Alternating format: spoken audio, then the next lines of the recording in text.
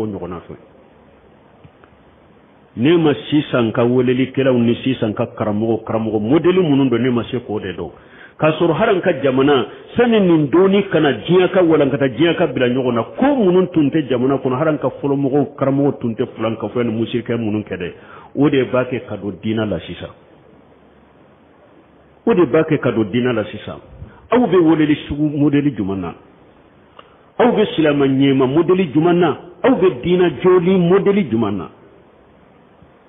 hari de gale ni doni ma walagata jamana kono silamiya ma walagata jamana kono kasen degere ma fulan ka fo ya sugu munun tunte jamana kono wulu de bake kado jamana kono sisa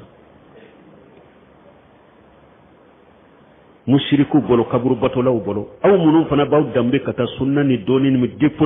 diplomuma ani nunun fana be sigi abe kafu kelen kono abe kurun kere kono ala te jeni ninya aw jena nay karmo sugu dimanya wi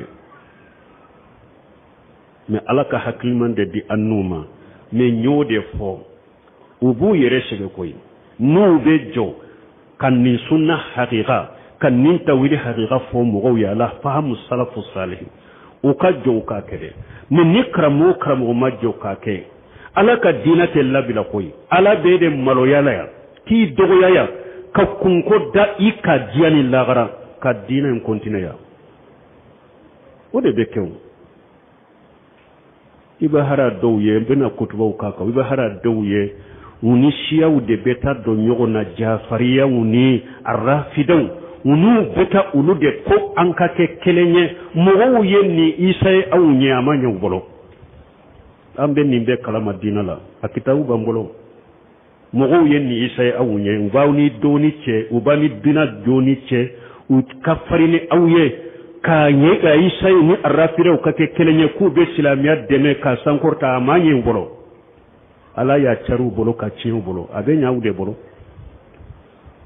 mogo de ni yere ke kini sunna mogo de ya ko ibe sunna brifini da yere la ka ke dina chinyai ala be ede chinya kila malo ya ka kunko dai kunko do dai ka jiyan kono ya fo lawara ite se ka ni sunna chinya fana ite se ambe ala de deli ala ka haknyman de di annuma ala yofo wayin tatawallaw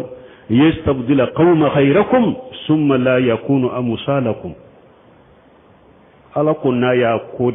dina haqiqa folina kelima ko abe fulan kafuya seban nani naw ani sebo tanu bagaw sunna ni shiyani rafida ni jafariya kawbo wulu nyagambi ko fara nyogon kaye mushrikiya ni tawhidi kawbo nyagambi ko fara nyogon kaye kawbe dilanya ko silama be ka ke kelenye nama jo kanin tawhidi ko ala babe furaka boya kamogo na tube nin tawhidi jo uteke ko ma unyo ala ko kay ala beso law